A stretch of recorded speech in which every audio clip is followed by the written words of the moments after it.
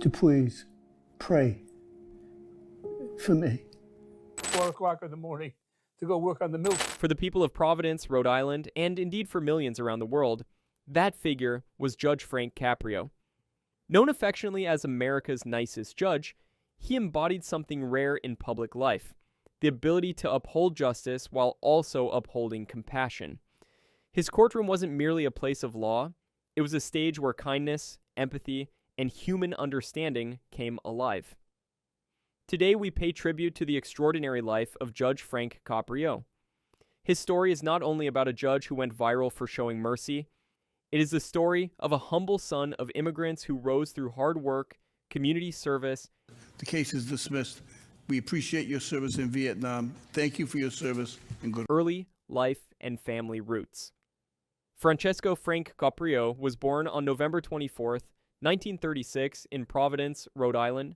His parents, Antonio and Filomena Caprio, were Italian immigrants who had come to the United States seeking opportunity, as so many families did in the early 20th century.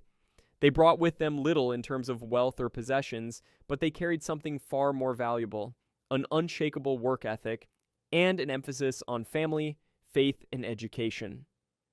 Growing up in Providence during the 1930s and 1940s, Frank experienced the world through the lens of a tight-knit immigrant community. Life was not always easy. His family worked hard to make ends meet. Frank himself often recalled how the struggles of his parents and neighbors gave him a unique sense of empathy for working-class families who faced tough choices. My father was one of 10. My mother was one of 8. And they all came from working class families. And I was subjected to that temperament and that mentality from the time I was a youngster, working class. And I worked with a whole bunch of them. My dad would wake my brother and I up at 4 o'clock in the morning to go work on the milk truck with him. And I saw firsthand how other hardworking people couldn't afford to pay their bill. And I saw how my dad treated them, and his company ordered him to stop delivery if they missed paying for 2 weeks. He never stopped delivery, never. And if they had children, even though we didn't make much money, he would always contribute, toward the payment of. By the time he was ready for college, it was clear that Frank was not just intelligent, he was determined. He enrolled at Providence College, a Catholic liberal arts institution that was, and remains, a cornerstone of higher learning in Rhode Island. There, Frank studied political science and history, subjects that deepened his interest in governance and justice. He graduated in 1958 with a bachelor's degree, but his ambitions didn't stop there.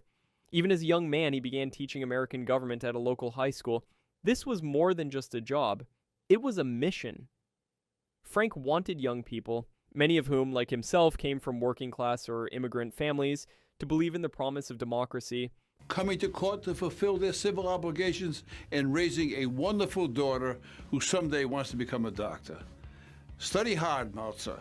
America needs good doctors, and we are counting on you to become academics and community involvement. It was a period of relentless effort and little rest, but it forged in him the resilience and discipline that would define his career. By the early 1960s, with a law degree in hand, Frank Caprio stood ready to begin the journey that would eventually make him a household name, not because of fame, but because of the genuine kindness he brought to the rule of law. First steps in public service. Caprio's first major leap into public service came when he was elected to the Providence City Council in 1962. At just 26 years old, he had already won the trust of his community. On the council, he championed issues that mattered to ordinary families, education, housing, and opportunities for working-class citizens. During this time, he built the foundation of his political and judicial philosophy. That government, at its best, exists to serve the people with fairness and humility. Even as he entered politics, Caprio remained deeply connected to his teaching role, reinforcing the idea that civic responsibility was not optional. It was essential. This balance between teaching, law, and service shaped Caprio into more than just a public official. It made him a community pillar. People didn't see him as distant or untouchable. They saw him as one of their own, someone who never forgot where he came from. The bench and a new calling. In 1985, Frank Caprio was appointed as a judge of the Providence Municipal Court. Municipal Court is not the Supreme Court. It's not where the grand constitutional questions are argued or where landmark cases are decided. Instead, it's the court of everyday life, traffic tickets, parking violations, minor infractions that often carry heavy consequences for working families. For some, this work might seem routine, even mundane. For Judge Caprio, every case represented a person, and every person deserved dignity. When he put on the robe, he didn't see himself as a distant figure of authority. He saw himself as a servant of the community, someone entrusted with not only enforcing the law, but ensuring that the law was tempered with fairness, empathy, and understanding. Justice with compassion. Judge Caprio became known for his unique courtroom style. He asked questions, listened carefully, and often sought to understand the circumstances behind a case rather than simply handing down fines. For him, defendants were not just names or numbers, they were human beings with stories. He might waive a fine, reduce a penalty, or even pay the fee out of his own pocket. But he never did it out of pity. He did it out of principle, the belief that justice should uplift, not crush. He once explained his philosophy in simple terms. I don't wear a badge under my robe, I wear a heart. That single sentence encapsulated his entire approach to justice. Caught in Providence, global impact. For years, Judge Caprio carried out this quiet revolution largely unseen, known and loved in Providence, but not far beyond. That changed when Caught in Providence began airing on local television. In 2017, clips went viral online. Millions watched as he forgave fines, shared heartfelt conversations, and delivered justice with warmth and humor.